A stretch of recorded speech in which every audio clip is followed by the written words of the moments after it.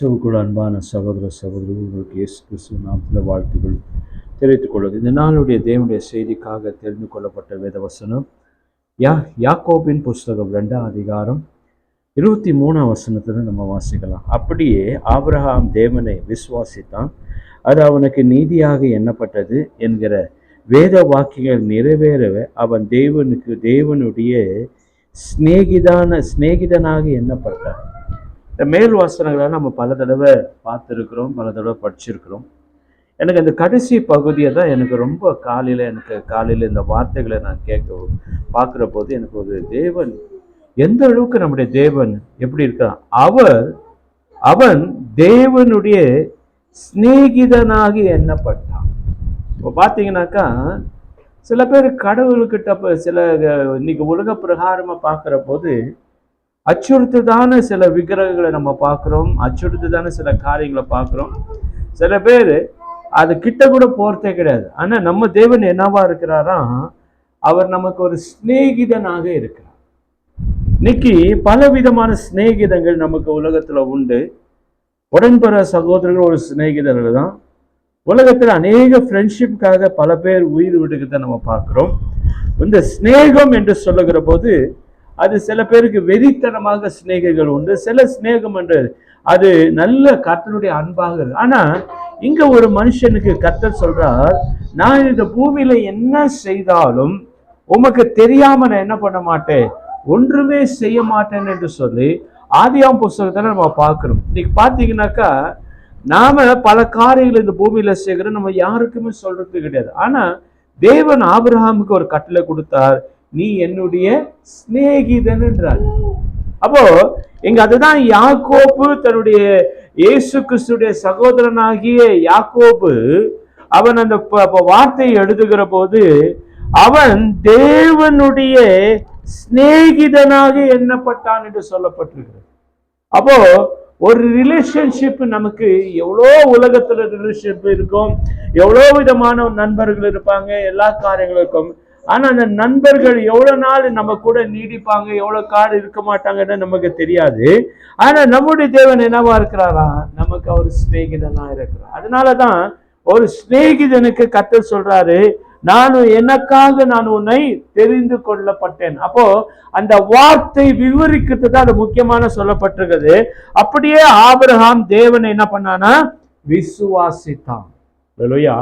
அவர் சொல்ற வார்த்தை எல்லாம் என்ன இருந்துச்சா, அது விசுவாசிக்கத்தக்கதாக அந்த வார்த்தைகள் இருந்தபடினாலதான் அவன் தேவனை அவன் விசுவாசித்தான். ஆபிரகாமுடைய நாட்களிலே பல விக்கிரகங்களை அவன் செய்து பல சந்தைகளை வித்து அதுல பிழைக்கிறவனாக இருந்தான்.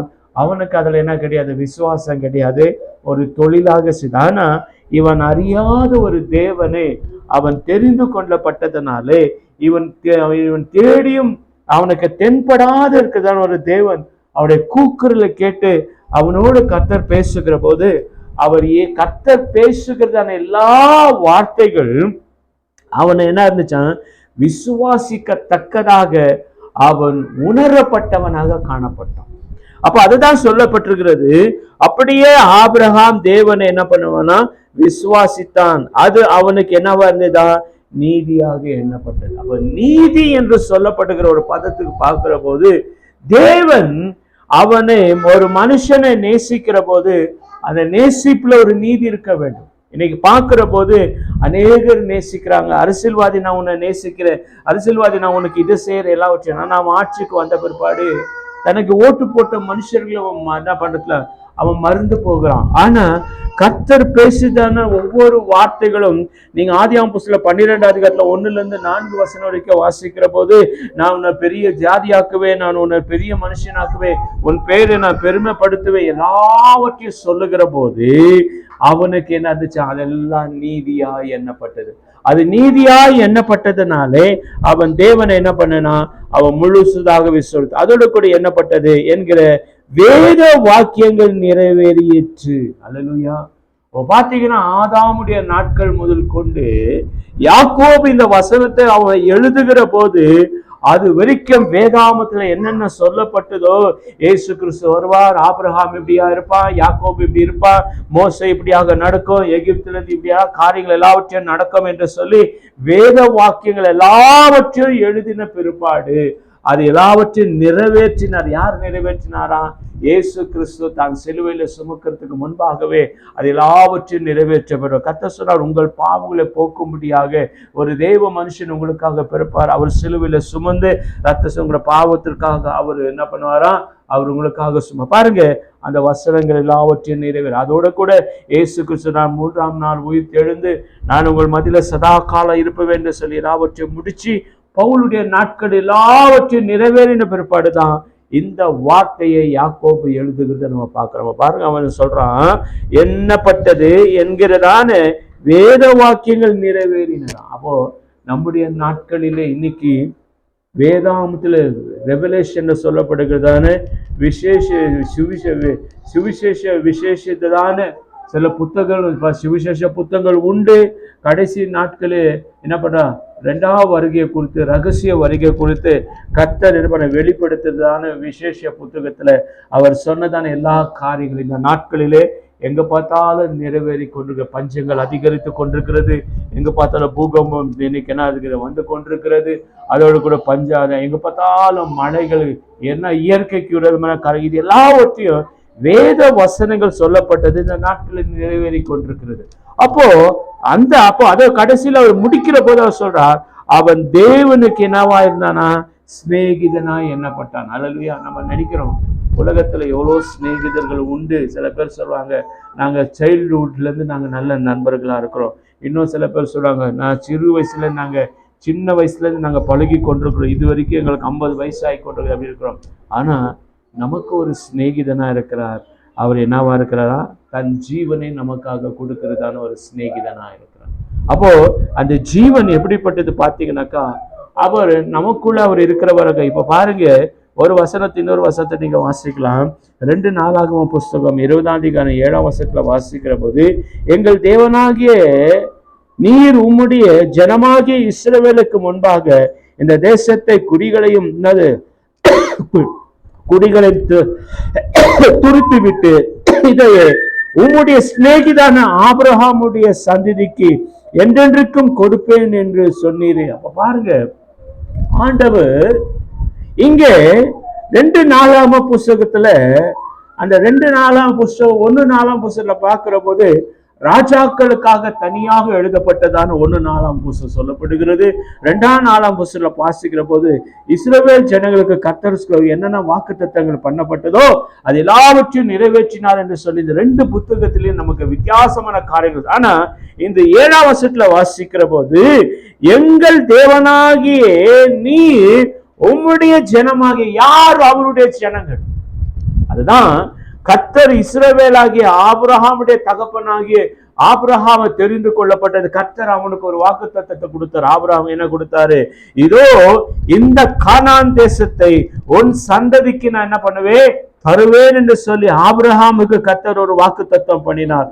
அப்போ அந்த தேசத்துக்கு யார் போய் குடியிருக்க போகிறார் பார்க்கிற போதுனாக்கா, யாக்கோபினுடைய காலத்துல அவன் இஸ்ரவேலாக மாறின போது, அந்த பாலும் தேனும் ஓடுகிறதான அந்த கானான் தேசத்துக்கு போகிற போது, இப்பொழுது அங்க பரிசுத்த ஆவியானவர் இந்த வசனத்தை எழுதுகிற சொல்ற, இஸ்ரவேலுக்கு முன்பே இந்த தேசத்தை என்னது அங்க இருக்கிறதான 7 விதமான ஜாதிகள் இருந்தார். அந்த 7 விதமான ஜாதிகள் எல்லாவற்றையும் துரித்து கிர்காசியர் இப்படியாக 7 விதமான ஜாதிகள் அந்த எல்லா தேசத்தை விட்டு அவங்க ராட்சசர்களை போல இருந்தார்கள். மனுஷர்களுக்கு விரோதமாக தேவ பக்தி அற்றவர்கள். அப்போ அந்த தேசத்துல பார்க்கிற போது எப்படி இருந்துச்சு? அந்த தேசம் பாலும் தேனும் ஓடுகிறதான ஒரு தேசம். அப்போ ஆண்டவர் சொல்றார் ஆபிரகாமுக்கு, இந்த தேசத்தை நான் உன்னோட சந்ததிக்கு நான் தருவேன் சொன்னார். எப்படி சொல்றார் ஆண்டவர்? உன் சந்ததிக்கு சொன்னார். ஆபிரகாமே, நான் உனக்கு தரேன் கர்த்தர் சொல்லல, உன் சந்ததிக்கு நான் தரேன். அப்ப பாருங்க, யாக்கோபு கர்த்தர் யாக்கோபை சந்தித்த போது அவன் யாக்கோபா இருந்தவனை கர்த்தர் அவனுக்கு மாற்றி இஸ்ரவேலாக அவனுக்கு பேர் வைத்த போதுதான் அந்த தேசத்தை சுதந்திரிக்க போகிறவன் இவன் தான் என்று சொல்லி கர்த்தர் அங்க தெளிவாக சொல்லப்படுகிறது போது இந்த தேசத்தை குடிகளையே நான் துரத்தி விட்டு இதை உம்முடைய சிநேகிதனாகிய. பாருங்க, ஆவியானவர் என்ன அழகாக பேசுறார் பார்த்தீங்கன்னாக்கா, யார் உம்முடைய சிநேகிதன், யார் உம்முடைய நண்பன், யார் உனக்கு துணையா இருக்கிறான் பார்க்கிற போது கர்த்தர் சொல்றார், என் சிநேகிதன் ஆபிரகாமுக்கு நான் கொடுக்கிறேன்னு சொன்னதானே இந்த தேசத்தை அவருடைய குமாரனாகி இஸ்ரவேலுக்கு நான் என்ன பண்ண போகிறேன், நான் இப்போது தருகிறேன் என்று சொல்லுகிறேன். இப்போ பார்த்தீங்கன்னாக்கா, இந்த சந்ததியா வருகிற போது இன்னைக்கு நாம் என்ன நினைக்கிறோன்னா, நாம் இருக்கிற போது எல்லாத்தையும் அனுபவிச்சு, நாம் இருக்கிற காலத்திலே நல்லா சாப்பிட்டு அனுபவிச்சுட்டு நம்ம செத்து போகணும், நம்முடைய பிள்ளைகளுக்கோ நம்முடைய சந்ததிகளுக்கோ அதை கிடைக்கட்டும் கிடைக்காம போகட்டும் என்று சொல்லி நாம் அப்படியெல்லாம் நினைக்கிறதான ஒரு மனுஷர்கள். ஆனால் இந்த ஆபிரகாமை பார்த்தீங்கன்னாக்கா, கர்த்தர் அவனும் எப்படி இருந்தாங்களாம், ஒரு நண்பனை போல காணப்பட்டார். அப்போ ஒரு நண்பன் தன்னுடைய நண்பனுக்கு பார்த்தீங்கன்னாக்கா, நீங்க பல உலகத்துல நண்பர்கள் உண்டு, தன் கணவனும் மனைவிக்கு கூட தெரியாத ரகசியங்களை தன்னுடைய நண்பர்களுக்கு சொல்லுகிறதான இன்னைக்கு அநேக நண்பர்கள் உண்டு. ஆனா அதே பின்பற்றி வருகிறதான மனுஷ ஜென்மமாகிய நாம் ஆபிரகாமுக்கு கர்த்தர் பாருங்க, ஆபிரகாம் பாவத்துல முழுகி உலகத்துல வாழுகிறதான ஒரு மனுஷனா இருந்தாலும் அவன் கர்த்தருடைய வார்த்தையை கேட்டதுனாலே அவன் விசுவாசித்தான். அந்த விசுவாசம், அந்த வார்த்தை அவனுக்கு என்னவா காணப்பட்டதா, அது நீதியாக எண்ணப்பட்டதுனாலே அவன் தேவன் என்ன பண்ணா, 100% அவன் விசுவாசித்ததுனாலே கர்த்தர் சொல்றார், நீ எனக்கு தோழனுமாக இருக்கிறாய், எனக்கு நண்பனுமா இருக்கிறாய். இந்த பூமியில நான் எதை செய்தாலும் உமக்கு அறிவிக்காமல் நான் என்ன பண்ண மாட்டேன், ஒண்ணுமே செய்ய மாட்டேன் என்று சொல்லி அவர் அந்த அளவுக்கு ஒரு மனுஷன் மேல என்ன வைத்திருந்தாராம், ஒரு பற்றுதலா இருந்தார்.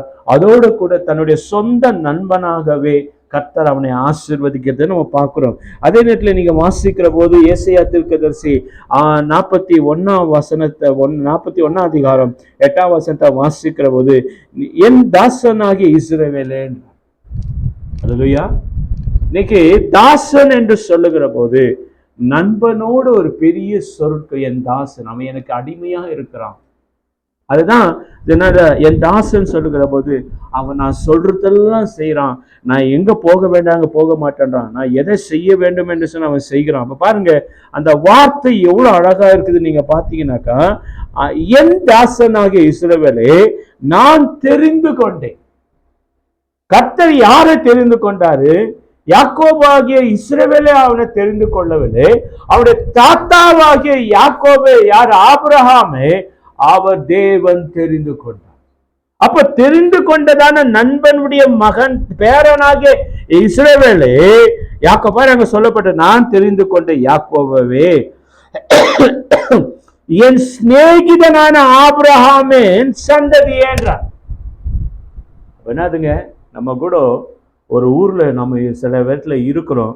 தமிழ்நாடு இன்னைக்கு எவ்வளோ அந்த மாநிலத்தில் விட்டு நம்ம கர்நாடகா தேசத்துல பல மாநிலங்கள் நம்ம கடந்து போயிருந்தாலும், நம்ம அந்த ஊர்லேருந்து நம்ம வந்தபோது யாராவது அந்த ஊர்லேருந்து யாருன்னா நமக்கு தெரிஞ்சவங்க யாருன்னா வந்துட்டாங்கன்னா, ஓ நீ அவருடைய மகனா, அவன் என்னுடைய சிநேகிதன், நான் அவனை நேசித்தது போல நான் உன்னையும் நேசிக்கிறேன், ஏனென்றால் நீ என்னுடைய சிநேகிதுடைய மகன், உனக்கு என்ன தேவை. அதே போலதான் எங்க கர்த்தர் சொல்றார். பாருங்க, அங்க 2 நாமங்களை கர்த்தர் உச்சரிக்கிறார் ஆவியானவர். என் தாசனாகிய இஸ்ரவேல் என்றார். நான் தெரிந்து கொண்டேன். யாரை தெரிந்து கொண்டாராம்? தாசனாகிய இஸ்ரவேலை தெரிந்து. அப்போ நம்மளை எல்லாரும் கர்த்தர் தான் தெரிந்து கொண்டார். நாம போய் கர்த்தரை தெரிந்து கொள்ளவில்லை. கர்த்தர் நம்மளை தெரிந்து கொண்டதுனாலதான் நாம் அவருக்கு என்னவா இருக்கிறோம், தாசனாக இருக்கிறோம். அப்ப பாருங்க, இங்க வசனம் சொல்ற, நான் தெரிந்து கொண்ட யாக்கோபின் என் சிநேகிதனாகிய ஆபிரகாமுடைய சந்ததியே சொல்ற. அப்ப பாருங்க, இந்த சிநேகம், இந்த அன்பு எதை கொடுத்தாலும் வராது. ஆபிரகாம் என்ன கொடுத்தான்? பொன்னையும் பொருளும் எதுவுமே கொடுக்கல. கர்த்தர் அவனை நேசித்த போது, கர்த்தருடைய சந்தித்த போது, நான் வெகு காலமாக விக்கிரகத்தின் மத்தியில் வாழ்ந்து கொண்டிருந்ததான ஒரு மனுஷன், நான் அறியாத ஒரு தேவனை, வானம் பூமியை படைத்த தேவனை கர்த்தர் எனக்கு பெயரிட்டு சொன்னார், நான் அவருக்கு செவி கொடுப்பேன். அந்த நிமிஷத்திலிருந்து அவன் இந்த உலகத்திலிருந்து வெளியே வந்து அவன் கர்த்தரை ஆராதிக்கிற ஒரு மனுஷனாக. அதுதான் சொல்றார், கொஞ்ச நாளுக்கு அப்புறம், சும்மா கொஞ்ச நாள் கிடையாதுங்க, ஏறக்குறை பார்க்கிற போது 480 வருஷம் அதுக்கப்புறம் தான் அந்த தேசமே அவங்களுக்கு கிடைக்கிறது. 430 வருஷம் அடிமைகளாக இருக்கிறாங்க. 40 வருஷம் அவருடைய வனாந்தத்துல பிரயாணப்பட்டு போகிறார்கள். பிரயாணம் முடிஞ்ச பிற்பாடு அவங்க எந்த தேசத்துக்குள்ள சுதந்திருக்கிறார்களா? கானான் தேசத்துக்கு. அப்ப பாருங்க, அங்கத்தான் ஆவியானவர் இந்த வேத வசனங்களை எழுதுகிற போது ஆவியான சொல்றார், நான் என் சிநேகிதனாகிய ஆபிரகாம் சந்ததி. யாரை பார்த்து சொல்றார்? நான் உன்னை தெரிந்து கொண்டேன். எப்படி தெரிந்து கொண்ட பாருங்க.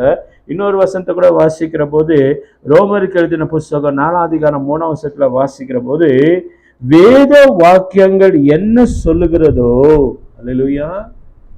இன்னைக்கு எங்க பார்த்தாலும் யுத்தங்கள், எங்க பார்த்தாலும் சண்டைகள், எங்க பார்த்தாலும் சமாதானம் இது எல்லாவற்றையும் நம்முடைய வேதாமத்துல எழுதப்பட்டிருக்கிறது.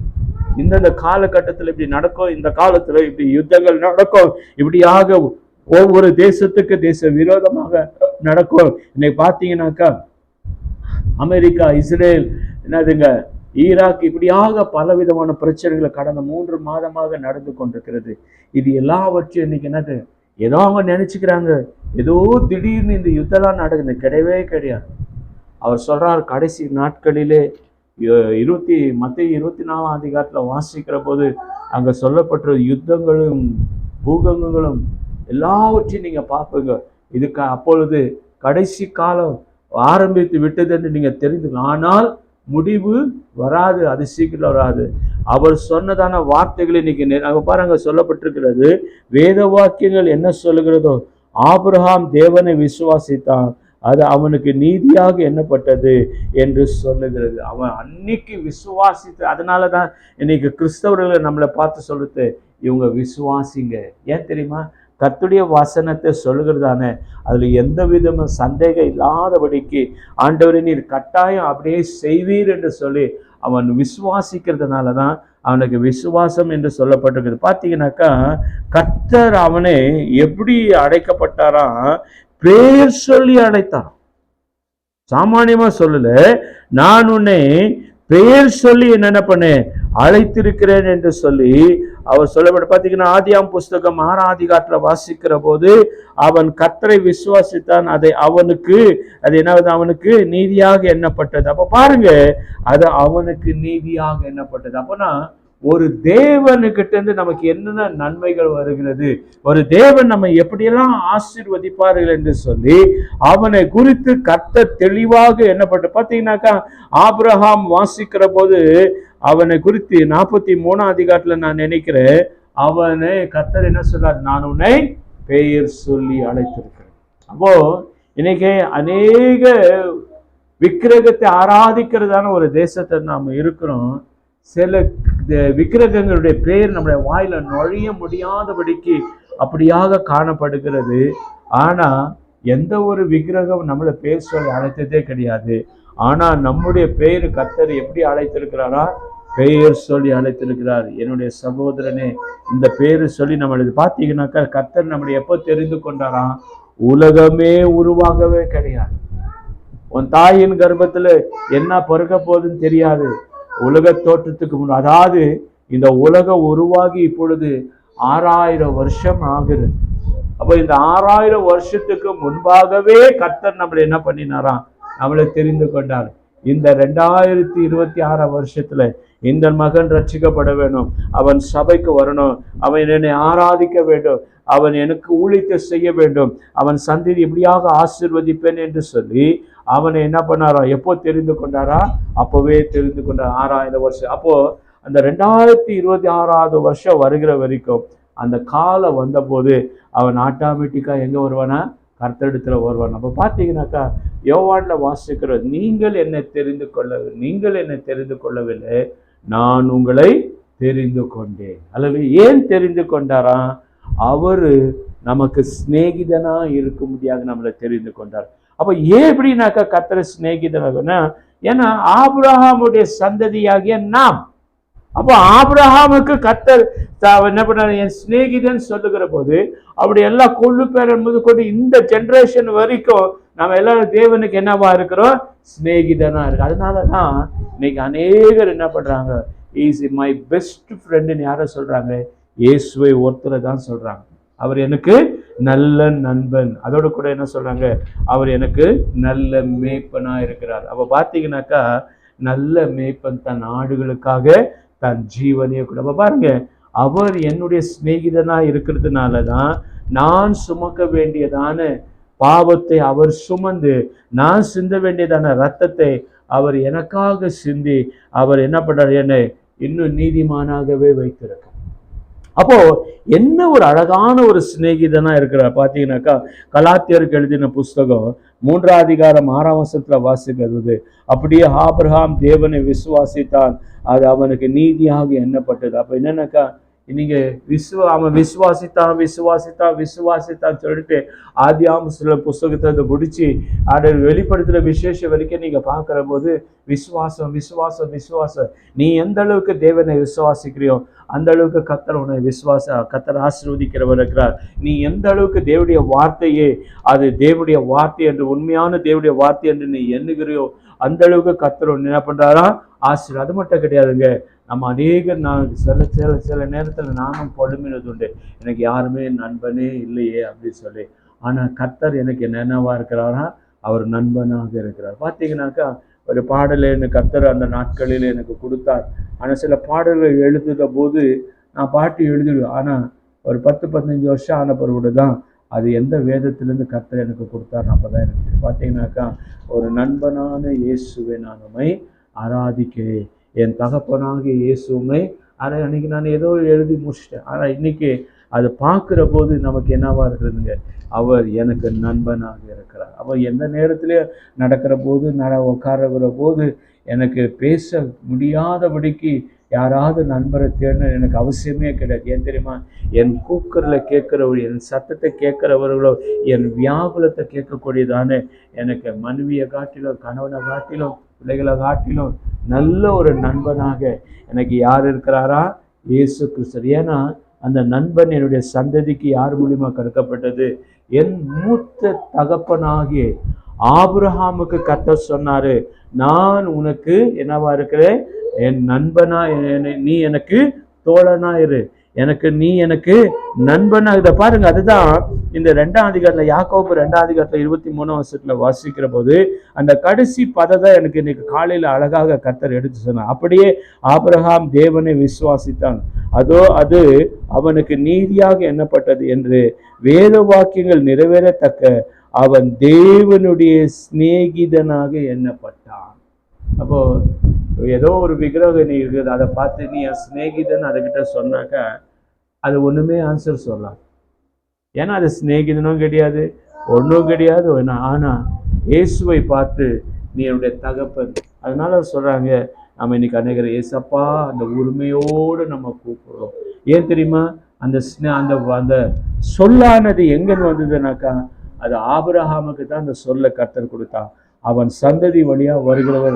நம்ம சில பேர் சொல்லுவாங்க, நான் ஆபிரகாமுடைய சந்ததி கிடையாது. பார்த்தீங்கன்னாக்கா யூதர்களுக்கு தான் ஆபிரகாம் தகப்பனா இருக்கிறான், முகமதியர்களுக்கு அவன் தகப்பனா இருக்கிறான், கிறிஸ்தவர்களுக்கு அவன் தகப்பனா இருக்கிறான் அப்படின்னு. ஆனா கெத்துரால் வழி மூலியமாக அந்த வழியில வந்தவர்கள் தான் இந்த சந்ததியாகிய நாம. ஏன்னா நாம விக்கிரகத்தை ஆராதிக்கிறவர்கள் அந்த கெத்துராலுக்கு பிறந்ததான பிள்ளைகள் வம்சத்தின் வழியாக நாம வந்ததுனால தான் நாம கூட என்னவா இருக்கிறோம், ஆபிரகாமுடைய தகப்பனாக இருக்கிறோம்.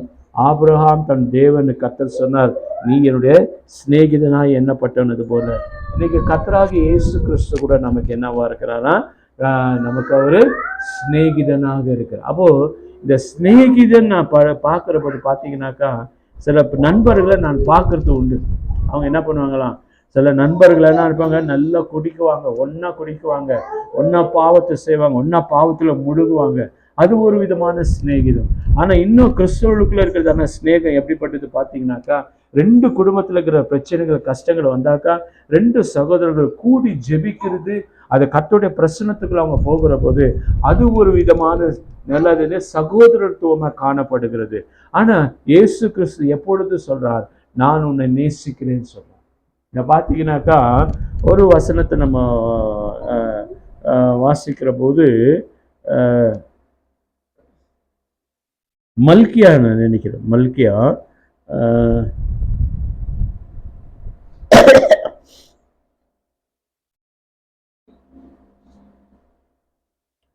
மல்கியா 1:2 வாசிக்க, நான் உங்களை நேசித்தே என்று கர்த்தர் சொல்லுகிறார், அதற்கு நீங்கள் எங்களை எப்படி நேசித்தீர் என்றீர்கள். கர்த்தர் சொல்லுகிறது, ஏசா யாக்கோபை சகோதரர்கள் அல்லவா, நான் ஆகிலும் யாக்கோபை நான் என்ன பண்ணேன், நான் நேசித்தேன்.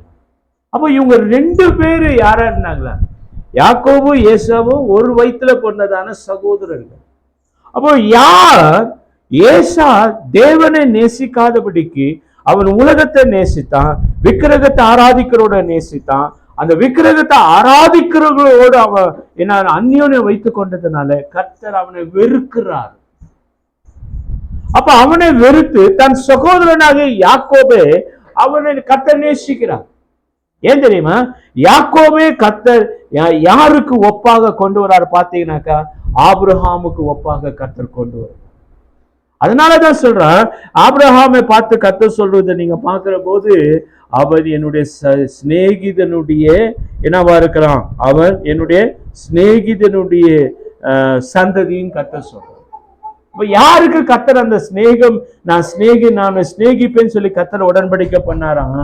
ஆபிரகாமோடு கர்த்தர் உடன்படிக்கை பண்ணார். அவனுக்கு 12ஆம் அதிகாரத்துல வாசிக்கிற, ஆதியாகம புத்தகத்துல வாசிக்கிற போது பல வாக்கு தத்தங்களை கொடுத்து 15ஆம் அதிகாரம் 16, 17, 20ஆம் அதிகாரம் வரைக்கும் ஆபிரகாம் உயிரோடு இருக்கிற வரைக்கும் பல உடன்படிக்கைகளை கர்த்தர் செய்தார். அந்த உடன்படிக்கைகள் எதுவும் முறிக்காதபடிக்கு தன்னுடைய பிள்ளைகளோடு அவர் அந்த உடன்படிக்கை செய்து கொண்டு வந்து கொண்டே இருக்கிறார். அப்ப பாத்தீங்கன்னாக்கா நமக்கு கர்த்தர் அதே மல்கியா புஸ்தகத்துல 3ஆம் அதிகாரத்துல நீங்க வாசிக்கிற போது அங்க ஒரு புதிய உடன்படிக்குள்ள கர்த்தர் கொண்டு போகிறார். நீங்க வாசிக்கிற போது மல்கியா 3ஆம் அதிகாரம் அங்க 1ஆம் வசனத்தை வாசிக்கிற போது, இதோ நான் என் தூதனை அனுப்புகிறேன், அவன் எனக்கு முன்பாக போய் வழிய ஆயத்த பண்ணுவான். அப்பொழுது நீங்கள் தேடுகிறதான ஆண்டவர், நீங்கள் விரும்புகிறதான உடன்படிக்கைய தூதனுமான தம்முடைய ஆலயத்துக்கு தீவிரமாக வருவார், இதோ வருகிறார் என்று சேனைகள் கர்த்தர் சொல்லுகிறார். அதுதான் ஒரு புதிய உடன்படிக்கைக்குள்ள கர்த்தர் கொண்டு போகிறார். அப்ப பாத்தீங்கன்னாக்கா இந்த உடன்படிக்கை சொல்லுகிற போது பழைய ஏற்பாடு உடன்படிக்கை வேற, இயேசு கிறிஸ்து அந்த உடன்படிக்கை முழுதுமாக அதை நிறைவேறி முடிச்ச பிற்பாடு ஒரு புதிய உடன்படிக்குள்ள கர்த்தர் கொண்டு போகிறார். அதுதான் மல்கியா சொல்ற, இதோ நான் தூதனை அனுப்ப. யார் தெரியுங்களா அந்த தூதன்? அவன் தான் யோவான் ஸ்நானன். அந்த யோவான் ஸ்நானன் தான் யாருக்கு வழி ஆயத்தப்படுத்துகிறாரா? கர்த்தராகிய இயேசு கிறிஸ்து ஊழியத்தை செய்ய முடியாக அவர் வழியை ஆயத்தப்படுத்துகிறார். அதுதான் புதிய உடன்படிக்கை. அந்த உடன்படிக்கை நிமித்தமாக தான் கர்த்தர் பஸ்கா பண்டிகை முழுவதுமாக மாற்றி அவர் புதிய உடன்படிக்கையாக இரத்தத்தினாலும் தன்னுடைய சரீரத்தினால நமக்கு ஒரு புதிய உடன்படிக்கை. இன்னைக்கு அந்த புதிய உடன்படிக்கைக்குள்ள இருக்கிறோம். அப்போ நாம எப்படி இருக்க வேண்டும்னா, ஆபிரகாமுக்கு கர்த்தர் சிநேகிதனா, இப்பொழுது தன்னுடைய குமாரனாகிய இயேசுவே நமக்கு என்னவா இருக்கிறாரா? சிநேகிதனா இருக்கிறார். அதோடு கூட கிடையாது, அவர் நமக்கு என்னவா இருக்கிறார் தெரியுமா? இரத்த சம்பந்தமாக இருக்கிறார். அல்லேலூயா. அவர் நமக்கு யாரும் கிடையாதுங்க. அவர் முதல்ல நமக்கு என்னவா இருக்கிறாரா? மூத்த சகோதரனாக இருக்கிறார். அவர் என்னுடைய மூத்த அண்ணன், நான் அவருக்கு தம்பி. அந்த சகோதரன் இன்னைக்கு என்ன பண்ணா, சில நம்ம வீட்டில் பார்க்குறோங்க, ஒரு வீட்டில் 2 ஆம்பளை பசங்க என்னன்னா, அவன் என்னுடைய கூட பிறந்த தம்பி, அவன் என்னுடைய ரத்த நண்பன். இல்லைங்க, அது கூட சில டைம்ல பகையா இருக்கும். ஆனா இந்த ரத்தம் நமக்கு பகை இல்லாதபடிக்கு நல்ல ஒரு சிநேகிதமாக, நல்ல ஒரு இரத்த சம்பந்தமாக, நமக்கு நல்ல ஒரு சகோதரனாக கர்த்தர் நமக்கு இயேசு என்ன கொடுத்திருக்கிறாரா? ஒரு மூத்த சகோதரனை கர்த்தர் நமக்கு கொடுத்திருக்கிறார். அப்போ அதுதான் இந்த சிநேகம், இந்த நண்பன், இந்த ஃப்ரெண்ட்ஷிப்பு. எல்லா ஃப்ரெண்ட்ஷிப்பு பணக்காசு இருக்கிற போது ஃப்ரெண்ட்ஸ் வருவாங்க.